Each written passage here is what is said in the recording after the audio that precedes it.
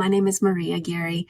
I wanted to just take a moment out of my workday today to talk to you a little bit about the rate increases that we've all been experiencing. I am a homeowner. I am a mother. I am a consumer. I am a driver on the road. I'm an employee as well as a director. Here with RIGHTSURE, and I'm right there with you. All of the insurance companies across the board have been taking large amount of rate increases.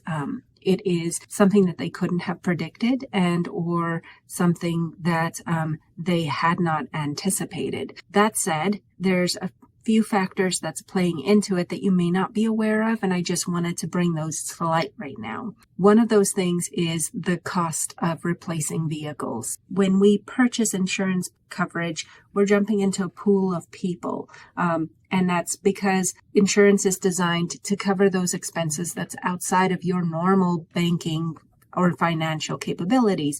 So we pool our risk and we all share in the costs of those. So even if you haven't made any homeowners or auto insurance claims recently, those that have been getting payouts that are unexpected for the insurance providers. I'll give you a quick story. I had a client in June who totaled out a vehicle that they've owned for 2 years. They purchased the vehicle in 2020, and it was a 2018 vehicle used, and they had purchased it for about $18,000. They were able to total out that vehicle in an accident, unfortunately, this past summer, and they were paid $7,000 more for that vehicle than what they had purchased it at 2 years ago. There is no way the insurance companies are able to collect in the past 2 years enough premium to make up for that. So as a result, everyone shares in those rate increases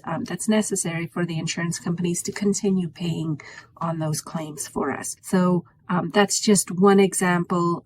The shortage of new vehicles, the shortage of parts and labor qualified to work on the vehicles, as well as the extended duration that the vehicles are in the shops for as a result of these other factors, are all contributing to the rate increases. All of that said, I have a little bit more bad news. I don't expect this to be done in the next year. I do expect another term or two of rate increases for them to be able to make this up. But I'm going to make another video so that I can give you some suggestions on things that you can control so that your rates are manageable.